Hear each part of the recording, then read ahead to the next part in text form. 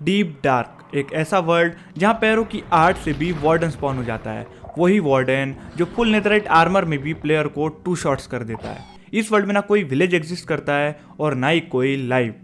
इस वर्ल्ड में सर्वाइव करना ऑलमोस्ट इम्पॉसिबल है। तो क्या हम ऐसे वर्ल्ड में 100 डेज सर्वाइव कर पाएंगे, और अगर हमने कर लिया तो कैसे? इन सारे सवालों का जवाब तुम लोगों को वीडियो में आगे मिल जाएगा। सो डे 1 को हम स्पॉन हो जाते हैं अपने वर्ल्ड में, एंड जैसे कि तुम लोग देख सकते हो अपने आसपास ही कुछ श्रिकर्स है। तो अगर हम थोड़ा सा भी आवाज करेंगे तो यहाँ पे एक वार्डन स्पॉन हो जाएगा। एंड अब मुझे रियलाइज हो रहा है कि मैंने कितनी बड़ी गलती कर दी इस चैलेंज को एक्सेप्ट करके। इस वर्ल्ड में 100 डेज सर्वाइव करना हमारे लिए बहुत ज़्यादा मुश्किल होने वाला है, क्योंकि सबसे बड़ी बात तो इस वर्ल्ड में कोई भी विलेज एग्जिस्ट नहीं करता। एंड उससे भी बड़ी बात, यहाँ पे ना कोई एनिमल स्पॉन होता है और ना ही कोई मॉब। तो हम यहाँ पे एक्सपी फार्म भी बना नहीं सकते, और पता नहीं हम रिसोर्सेस कैसे कलेक्ट करेंगे। जैसे तैसे करके मैं पास के ट्री से कुछ वुड कलेक्ट करता हूँ। एंड अपने पास में एक छोटी सी केव होती है, तो मुझे उसमें दिखाई देता है कोल। तो सबसे पहले मैं कलेक्ट करता हूँ कोल, एंड उसके बाद स्टोन कलेक्ट करके अपने लिए स्टोन टूल्स क्राफ्ट कर लेता हूँ। एंड फिर मैं जोश में आके अपने होश को बैठता हूँ। भाई बहुत हुआ, बहुत डर ली इस वार्डन से, अब नहीं होता। एंड वैसे भी जब तक वार्डन स्पॉन होगा तब तक तो हम बहुत आगे निकल चुके होंगे। अच्छा रुक तेरे को बताते। A few minutes later.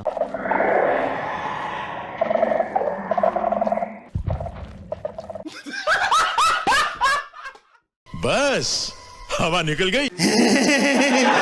अपने आसपास के एरिया के मैं सारे श्रिकर्स को तोड़ता हूँ ताकि वार्डन स्पॉन होने के चांसेस बहुत कम हो जाए। एंड उसके बाद मुझे दिखाई देती है केव, तो मैं निकल जाता हूँ उस केव में माइनिंग करने के लिए।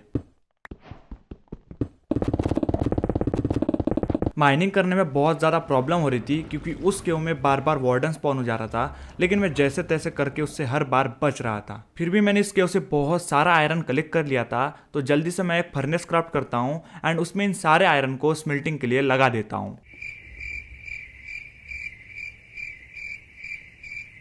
सारा आयरन स्मेल्ट हो जाने के बाद मैं सबसे पहले क्राफ्ट करता हूँ एक आयरन का फुल सेट आर्मर, एंड साथ ही साथ एक आयरन की पिकैक्स और एक वाटर बकेट भी। उस केव से बाहर आके मैं सबसे पहले ग्रास की मदद से बहुत सारे सीड्स कलेक्ट करता हूँ। एंड फिर इस एरिया को थोड़ा प्लेन करके मैं यहाँ पे एक छोटा सा व्हीट फार्म बिल्ड करता हूँ। अनलिमिटेड वाटर सोर्स बनाने के लिए 2 वाटर बकेट चाहिए होती है, जिसमें से एक वाटर बकेट तो हमारे पास थी। तो दूसरी वाटर बकेट कलेक्ट करने के लिए मैं निकल जाता हूँ पास के रिवर पे, एंड वहाँ से कलेक्ट कर लेता हूँ वाटर। एंड फिर मुझे पास में पंपकिन भी दिखाई देते हैं, तो मैं पंपकिन को कलेक्ट करता हूँ। एंड साथ ही मुझे शुगर केन भी दिख जाते हैं। बट एक बार फिर से यहाँ पे वार्डन स्पॉन हो जाता है, तो मैं जैसे तैसे करके यहाँ से फटाफट से शुगर केन कलेक्ट करता हूँ एंड भाग कर निकल जाता हूँ अपने बेस पे वापस। क्योंकि अब अपने पास शुगर केन एंड पंपकिन भी आ गए थे, तो मैं लगे हाथों एक छोटा सा शुगर केन फार्म एंड साथ ही साथ एक पंपकिन फार्म बिल्ड कर लेता हूँ। माइनिंग करते वक्त मैं एक बड़े से केव में आ जाता हूँ, एंड ये केव बहुत बड़ी थी, जैसे कि तुम लोग देख ही सकते हो। एंड सामने हमारा एक बड़ा सा लावा पुल भी था, जिसके आगे थी एक एंशिएंट सिटी।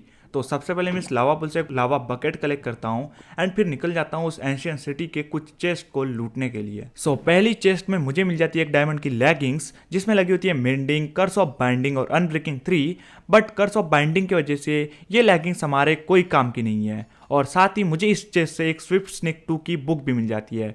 सेकंड चेस्ट से मुझे एक और लेगिंग मिलती है, जिसमें लगी होती है अनब्रेकिंग 3 और मेंडिंग, एंड ये हमारे बहुत काम में आएंगी। इस एंशिएंट सिटी को लूटते वक्त बहुत बार वार्डन स्पॉन हो जाता है, बट मैं जैसे तैसे करके उससे बच जाता हूँ एंड अपने लूट करना कंटिन्यू रखता हूँ। एंड अगली चेस्ट से हमको मिल जाते हैं 2 इंचेंटेड गोल्डन एप्पल, एंड ये इंचेंटेड गोल्डन एप्पल हमारी बहुत ज़्यादा मदद करेंगे वार्डन को डिफीट करने में। और उसकी अगले चेस्ट में मुझे मिल जाती है एक डायमंड की हो, जिस पे लगी होती है silk touch and unbreaking 3। And उसके बाद सारे चेस्ट में नॉर्मल लूट होती है, और फिर सेफली मैं इस एंशिएंट सिटी से बाहर आ जाता हूँ। एंड इतने सारे लूट हमने कलेक्ट करके लाई थी उस एंशिएंट सिटी से। एंशिएंट सिटी से हमको बहुत सारे बोन्स भी मिले थे, जिनको कन्वर्ट कर देता हूँ मैं बोन मिल में, एंड उनकी मदद से मैं कलेक्ट करता हूँ बहुत सारा व्हीट। केव से कलेक्ट करके लाए हुए लावा बकेट की मदद से मैं एक स्टोन जनरेटर बना लेता हूँ, एंड फिर बहुत सारी पिकैक्सेस क्राफ्ट करके मैं अपने स्टोन जनरेटर पे एएफके करता हूँ। अपने स्टोन जनरेटर पे बहुत देर तक एएफके करने के बाद हमारे पास बहुत सारा कॉबलस्टोन कलेक्ट हो गया था। फिर मैं अपने बचे हुए फार्म्स पे काम करता हूँ, जितने भी क्रॉप्स ग्रो हो गए थे उन सबको कट करके फिर से रिप्लांट कर देता हूँ, एंड अपने पंपकिन एंड व्हीट फार्म को थोड़ा सा एक्सपांड करता हूँ। इन छोटे मोटे कामों को निपटा कर मैं सीधा निकल जाता हूँ वाई लेवल -58 पे डायमंड माइनिंग करने के लिए। एंड वाई लेवल -58 पे पहुँच के ऑटो क्लिकर की मदद से मैं स्टार्ट कर देता हूँ माइनिंग। एंड जब तक मैं माइन कर रहा हूँ तब तक तुम कमेंट में जाके गेस करो कि हमें इस माइनिंग ट्रिप से कितने डायमंड्स मिलने वाले हैं। सो लिटरली मैं आधे घंटे से कंटिन्यूस माइनिंग कर रहा हूँ एंड अब जाके मुझे डायमंड्स मिले हैं। एंड ये रहे हमारे फर्स्ट डायमंड एंड ये टोटल 5 डायमंड्स होते हैं। एंड ये कलेक्ट कर लिया हमने इन टोटल 24 डायमंड्स इस माइनिंग ट्रिप से। एंड उसके बाद मुझे यहीं पे एक बड़ा सा लावा पूल भी मिल जाता है जिसे मैं वाटर बकेट की मदद से ऑब्सिडियन में कन्वर्ट कर देता हूँ। एंड फिर एक डायमंड की पिकेक्स क्राफ्ट करके यहाँ से मैं बहुत सारा ऑब्सिडियन माइन कर लेता हूँ। ऑब्सिडियन कलेक्ट करने के बाद मैं थोड़ी और माइनिंग करता हूँ एंड इस बार हमको इस माइनिंग ट्रिप से मिल जाते हैं टोटल 9 डायमंड्स। एंड अब हम लेके जा रहे हैं अपने बेस पे वापस इन टोटल 30 डायमंड्स। अपने सारे क्रॉप फार्म्स छोटे और मैनुअल है बट फिर भी बहुत सारे रिसोर्सेज जनरेट करने की पावर रखते हैं। जैसे कि तुम लोग देख सकते हो अपने पंपकिन फार्म से हमको एक ही बार में कितने सारे पंपकिन्स मिल गए। एंड अपने शुगर केन फार्म्स की भी रेट्स बहुत अच्छे हैं। फिर मैं अपने व्हीट फार्म से बहुत सारा व्हीट कलेक्ट करता हूँ एंड उनकी मदद से क्राफ्ट कर लेता हूँ बहुत सारी ब्रेड्स। डायमंड्स की मदद से मैं क्राफ्ट करता हूँ बचे हुए आर्मर पीस को एंड अपने फुल डायमंड आर्मर को कंप्लीट करता हूँ। एंड साथ में एक डायमंड की स्वॉर्ड और एक शील्ड भी क्राफ्ट कर लेता हूँ। एंड उसके बाद मैं बना लेता हूँ अपने लिए एक नेदर पोर्टल एंड निकल जाता हूँ नेदर में। एंड नेदर में हम स्पॉन होते हैं सोल सैंड वैले में, जो कि एक बहुत घटिया स्पॉन था। हमें पिगलिन से ट्रेडिंग करनी थी बट मैं गोल्ड लाना भूल गया था, तो एक बार फिर से मैं निकल जाता हूँ ओवरवर्ल्ड की तरफ एंड वहाँ से गोल्ड लेके फिर से आ जाता हूँ नेदर में। एंड साथ ही साथ मैं इस नेदर से भी बहुत सारा गोल्ड माइन कर लेता हूँ। गोल्ड कलेक्ट करते वक्त अचानक से मुझे एक नेदर फोर्ट्रेस मिल जाता है, जो कि हमारे लिए बहुत अच्छी बात है। अब हम बड़े इजीली यहाँ से ब्लेज रॉड कलेक्ट कर सकते हैं और पास ही में व्रट फॉरेस्ट भी था, तो यहाँ से हमको एंडर पल्स भी मिल जाएगी। लेकिन उससे पहले मुझे यहाँ पे कुछ पिगलिन्स मिल जाते हैं, तो गोल्ड की मदद से सबसे पहले मैं उन लोगों से ट्रेडिंग करता हूँ एंड उनकी मदद से हमको मिल जाती है बहुत काम की चीज़, जो कि थी स्ट्रिंग। एंड बहुत से लोगों को तो पता भी चल गया होगा कि ये स्ट्रिंग हमारे क्यों काम की है एंड जिनको नहीं चला उनको आगे चल जाएगा। स्ट्रिंग के साथ साथ हमें ये लोग कुछ एंडर पल्स भी देते हैं एंड साथ ही साथ बहुत सारा कचरा भी। एंड फाइनली नेदर फोर्ट्रेस में एंटर करके मैं कलेक्ट करता हूँ बहुत सारी ब्लेज रॉड्स। एंड ये कलेक्ट कर लिया हमने ढेर सारी ब्लेज रॉड्स। उसके बाद मैं अपना लक ट्राई करने के लिए कुछ विथर स्केलेटन्स को मारता हूँ बट कुछ फायदा नहीं होता। एंड अब हमें लास्ट रिसोर्स कलेक्ट करना है, जो कि है एंडर पल्स।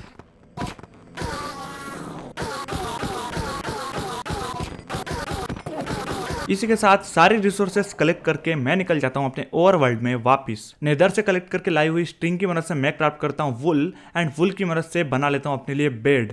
एंड फाइनली अब अपने पास आ गया है बेड एंड अब हमें इस वर्ल्ड में रात में जागना नहीं पड़ेगा। फिर मैं ब्लेस पाउडर और एंडर पल की मदद से कुछ आई ऑफ एंडर क्राफ्ट करता हूँ एंड निकल जाता हूँ अपने स्ट्रॉन्ग होल्ड की तलाश में।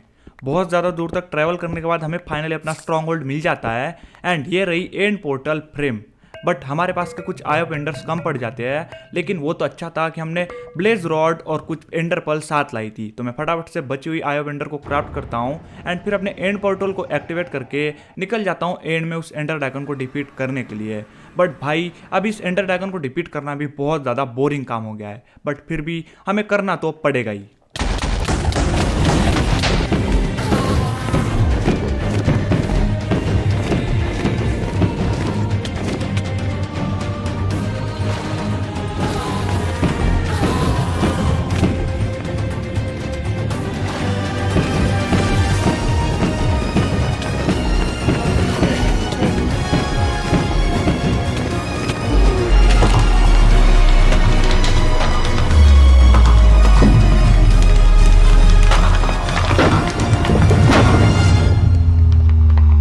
एंड ये आ गई हमारे पास बहुत सारी एक्सपी एंड इस एक्सपी की मदद से हम अपने सारे आर्मर एंड टूल्स को इंचेंट कर सकेंगे। एंड इस एंडर ड्रैगन को मारने का भी मेरा मोटिव यही था। एंडर ड्रैगन के एक को कलेक्ट करने के बाद मैं सीधा निकल जाता हूँ एंड गेटवे से एंड सिटी की तलाश में।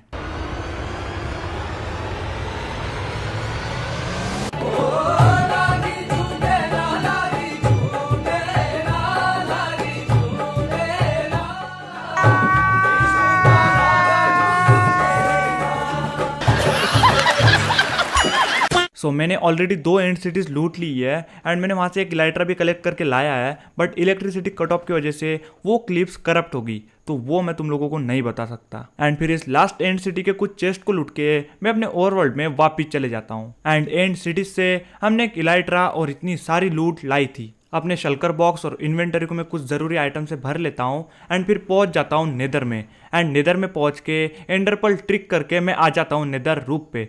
एंड यहाँ पे हमको बिल्ड करना है हॉगलिन फार्म, क्योंकि अभी हमें अपने लिए रेडी करना है एक इंचेंटमेंट सेटअप जिसमें लगते हैं बहुत सारे बुक शेल्फ जो कि क्राफ्ट होते हैं बुक से, एंड बुक्स क्राफ्ट होती है लेदर से। तो हॉगलिन फार्म से हमको लेदर तो मिल ही जाएगा, लेकिन उसी के साथ बहुत सारा फूड भी मिलेगा।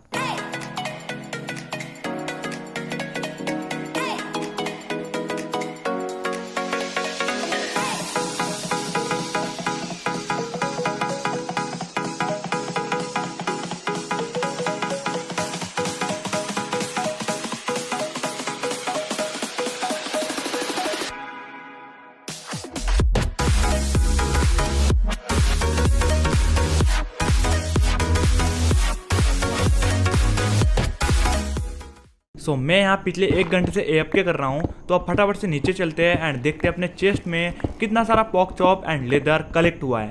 एंड गाइज यार, जैसे कि तुम लोग देख सकते हो अपने पास कितना सारा फूड आ गया था। ये लिटरली 30 से 32 स्टैक ऑफ पॉक चॉप था।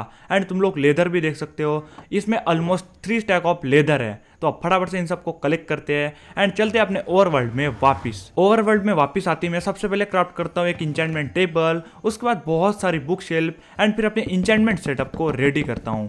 एंड उसके बाद अपने सारे आर्मर एंड टूल्स को एक एक करके पावरफुल इंचेंटमेंट करता हूँ।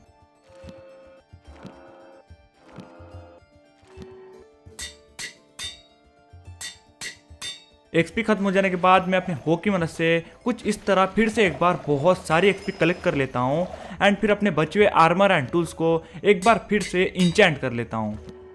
सो इसी के साथ अपने सारे आर्मर पीस पे प्रोटेक्शन 4 लगा हुआ था, जो कि बहुत ही ज़्यादा पावरफुल इंचेंटमेंट है। एंड साथ ही साथ अपने टूल्स पे भी बहुत अच्छी अच्छी इंचेंटमेंट हमें मिली थी। सो अब क्योंकि हम इतने ज़्यादा पावरफुल हो ही गए हैं, तो अब बारी है उस वार्डन अंकल को डिफीट करने की। तो मैं फटाफट से निकल जाता हूँ एक श्रीकर को ढूंढने के लिए एंड मुझे जल्दी एक श्रीकर मिल भी जाता है। तो अब स्पॉन करते हैं वार्डन को एंड फिर उसे धोते हैं।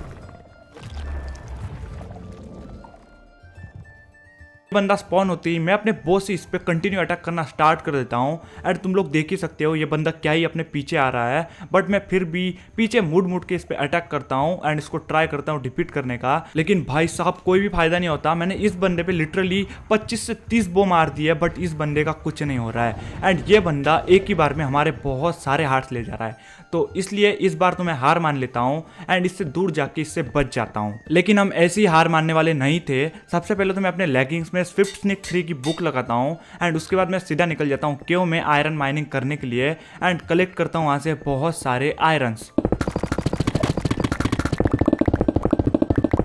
सो एक बार फिर से हम वार्डन से पंगा लेने जा रहे हैं, लेकिन इस बार हम मदद लेंगे आयरन गोलेम्स की। तो मैं फटाफट से बहुत सारे आयरन ब्लॉक्स क्राफ्ट कर लेता हूँ एंड उसके बाद वार्डन स्पॉन होती ही मैं अपने सारे गोलेम्स को भी स्पॉन कर देता हूँ।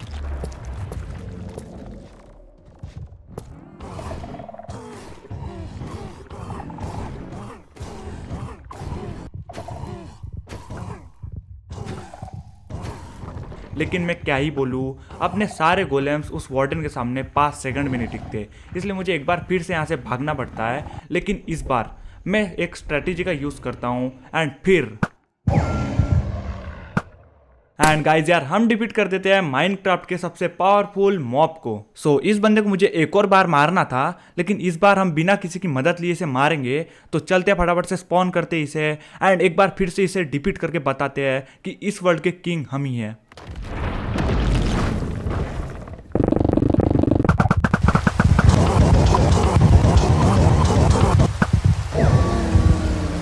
एंड इसी के साथ हमने इस माइनक्राफ्ट के सबसे पावरफुल मॉब को 2 बार डिफीट करके साबित कर दिया था कि हम इस वर्ल्ड के किंग हैं। सो इस वर्ल्ड में सबसे पावरफुल तो हम ही हैं, बट अभी भी हमारे पास कोई बेस नहीं है। तो अब चलते हैं फटाफट से एंड बिल्ड करते हैं अपने लिए इस वर्ल्ड में एक पावरफुल बेस।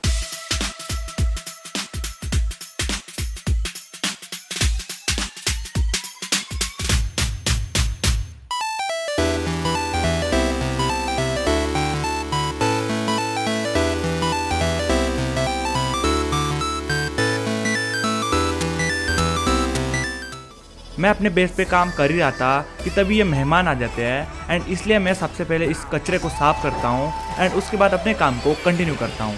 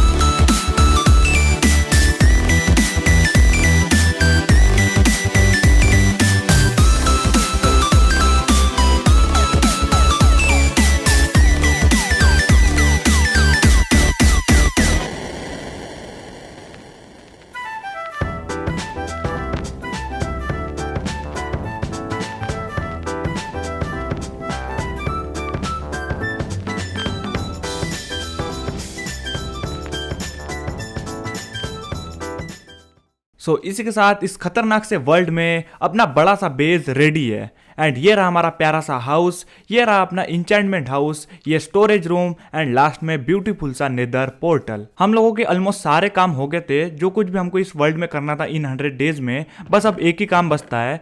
अब हमें क्राफ्ट करना है एक बीकन जो कि वितर को डिफीट करने के बाद हम कर सकते हैं। एंड वैसे भी हमने माइनक्राफ्ट वर्ल्ड के दोनों भी बड़े बॉसेस को डिफीट कर दिया था एंड अब एक ही बॉस बचता है जो कि है वितर। तो उससे पहले मुझे नेदर से 2 स्वॉर्ड मिली थी जिसमें लगी थी लूटिंग 2 एंड साथ ही एक स्माइट 5 वाली भी।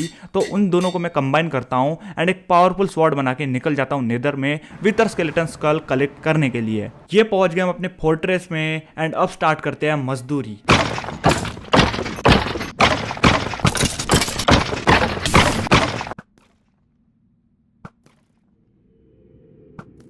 एंड फाइनली गाइज ये रहा हमारा फर्स्ट वितर स्केलेटन स्कल।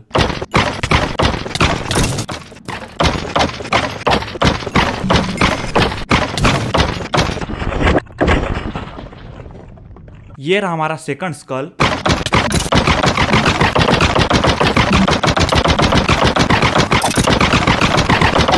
एंड ये कलेक्ट कर लिया हमने अपने सारे स्कल्स एंड इस लास्ट वाले स्कल को कलेक्ट करने में मेरी हालत खराब हो गई, बट फिर भी तीनों स्कल हमने कलेक्ट कर लिए। तो अब चलते अपने ओवर वर्ल्ड में वापस इन तीनों स्कल को लेकर। अपने ओवर वर्ल्ड में नाइट हो रही थी तो सबसे पहले मैं सो के डे कर लेता हूँ एंड नेक्स्ट डे को मैं सोल सैंड और वितर स्केलेटन स्कल कलेक्ट करके माइनिंग करते हुए पहुंच जाता हूँ डिफ्लेट लेवल पे एंड वहां पर एक छोटी सी रूम कार्व करके स्पॉन कर देता हूँ अपने वितर को।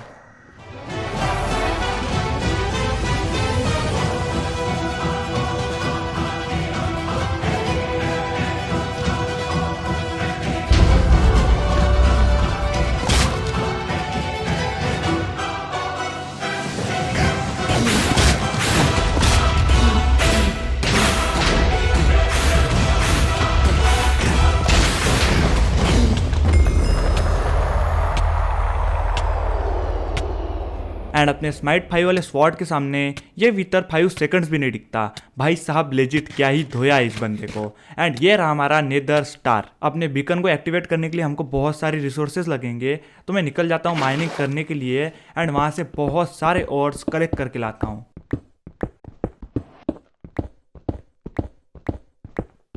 माइनिंग से आकर मैं सबसे पहले अपने पिकैक्स और हो को रिपेयर करता हूँ एंड हमने इस माइनिंग ट्रिप से बहुत सारे ऑर्स कलेक्ट करके लाए थे। आई नो कि इतने ऑर्स इनफ नहीं है फुल बीकन क्राफ्ट करने के लिए, लेकिन यार इस वर्ल्ड में माइनिंग करना बहुत ही ज़्यादा मुश्किल है, बट कोई बात नहीं, इतने में भी हमारा काम हो जाएगा। तो अब इन सारे ऑर्स को फॉर्च्यून कर लेते हैं।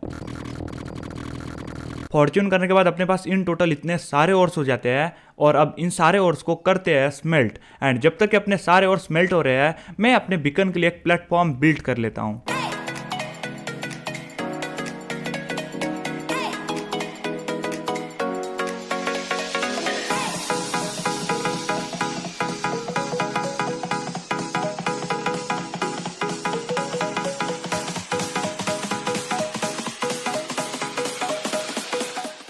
तो ये क्राफ्ट कर लिया हमने अपना बीकन एंड साथ ही साथ बहुत सारे ब्लॉक्स भी।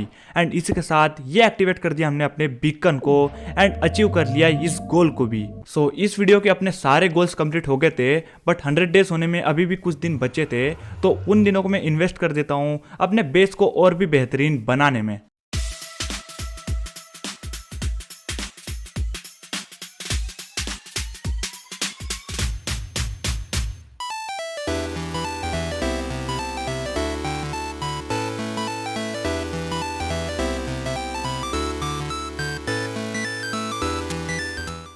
सो कमेंट करके ज़रूर बताना कि तुम लोगों को अब अपना बेस कैसा लग रहा है। एंड अगर तुम इस वीडियो को यहाँ तक देख रहे हो तो कमेंट में रेड हार्ट भी स्पैम कर देना, ताकि मुझे पता चले कि तुम लोग वीडियो को लास्ट तक देखते हो। एंड इसी के साथ हमने इस वर्ल्ड में भी 100 डेज सर्वाइव कर लिए है एंड हमने वार्डन को भी 2 बार डिफीट किया। एंड मैं लिटरली बता रहा हूँ, मुझे इस वर्ल्ड में 100 डेज सर्वाइव करने में बहुत ज़्यादा मुश्किल है। हम ऐसा बोल सकते हैं कि ये आज तक का हार्डेस्ट वर्ल्ड था, बट फिर भी हमने इसमें सर्वाइव कर लिया। सो मिलते हैं अगले वीडियो में, तब तक के लिए bye bye and peace out.